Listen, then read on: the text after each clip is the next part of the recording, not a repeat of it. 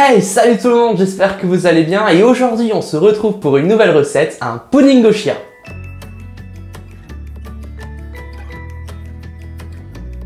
Mais alors vous allez me demander d'où me vient cette idée de pudding au chia? Eh bien tout simplement ça fait super longtemps que j'avais l'envie de faire cette recette, mais je vous avoue que j'osais pas trop parce que ça me paraissait un peu bizarre de mélanger du lait végétal avec des graines pour donner une consistance un peu gélatineuse. Et je me suis dit allez hop, c'est l'occasion de le faire en ce 1er mai. Il fait pas très beau, il faut un dessert réconfortant et un peu frais. On va faire ça tout de suite. Et pour ceux qui ne connaissent pas la graine de chia, et bien tout simplement, cela ressemble à ceci. C'est des petites graines noires et un peu blanches qui, au contact de l'eau, une fois mélangées, parfois même un peu écrasées, ça donne une consistance gélatineuse, comme de la gélatine. Et c'est super nutritif au niveau d'un plan des vitamines, des minéraux, enfin bref, c'est vraiment une pure bombe énergétique et en même temps ça vous va apporter plein de bienfaits. Je tenais aussi à vous dire que cette recette, ce n'est pas moi qui l'ai imaginée, c'est une recette de Hervé Cuisine que j'ai trouvée sur internet et d'ailleurs vous pouvez le voir juste ici. Et je vous avoue que voilà, elle a l'air super bonne. Je n'ai jamais mangé de pudding au chia, donc ça va être une découverte tant pour vous que pour moi si jamais vous n'avez jamais goûté non plus. Alors pour cette recette, qu'est-ce qu'il nous faut? Eh bien tout simplement des graines de chia, du lait végétal de votre choix. Alors moi en l'occurrence j'ai pris du lait de riz que j'ai trouvé chez Nose. D'ailleurs c'est un conseil que je vous donne, si vous avez un Nose près de chez vous, allez-y, parfois vous trouvez des prix super coûtants pour des produits vegan qui sont super intéressants. Et on va faire tout ça. Alors bien entendu, je le rappelle, les ingrédients sont dans la description et si vous voulez suivre réellement la recette point par point, vous avez le lien de la recette de Hervé Cuisine qui est en description. Donc on va mélanger tout ça, donc rien de plus simple, il suffit de mettre les graines de chia dans un récipient de votre choix et ensuite le lait végétal. Et une fois que ceci est fait, il ne vous reste plus qu'à bien mélanger pendant 2 minutes.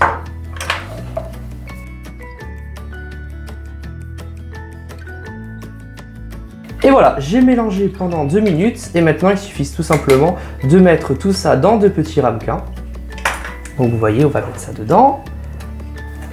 Et voilà, la phase préparation de la recette est terminée. Comme vous voyez, c'est super rapide. Et maintenant, il y a la période la plus longue qui va se faire. C'est tout simplement de mettre nos puddings au frigo pendant 4 heures. Et je vous assure qu'au résultat, je pense, ça va être succulent. Allez, à tout de suite.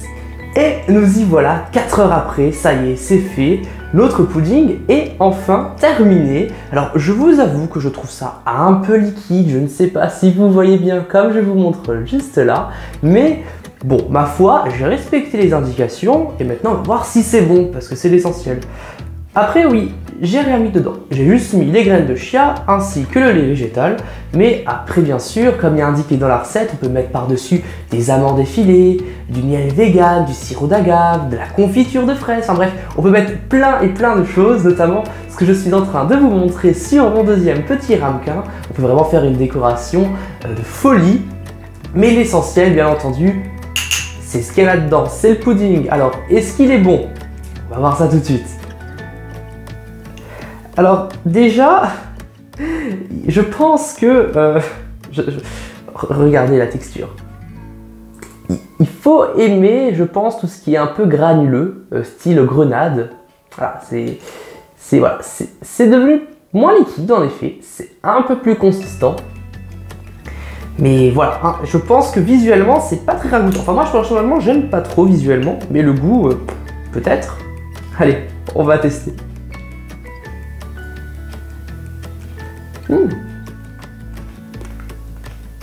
Et bah c'est très intéressant. C'est une texture que j'ai jamais encore vue. Vous avez le liquide qui est enrobé, un peu plus épais bien entendu, mais comme une crème. Et tout autour des petites graines, vous avez une espèce de petite couche gélatineuse. Alors pour ceux qui connaissent déjà, je dois parler comme un barbare, peut-être c'est des mots plus techniques, mais je trouve que pour quelqu'un qui n'a jamais goûté comme moi, c'est assez agréable comme sensation au début. C'est assez surprenant. Alors oui, c'est un peu globule. Franchement, on dirait des œufs de poisson visuellement, on dirait du caviar ou je sais pas trop. Mais visuellement, c'est pas très bon, enfin pas très beau, mais au goût, c'est intéressant. Ça change, voilà, ça change. Et d'autant plus que lorsque l'on sait que les graines de chia, c'est bourré de nutriments, c'est que du bonheur. Alors j'ose même pas imaginer, avec un peu de confiture, des fruits dessus et un peu d'amandes effilées, ça doit être superbe.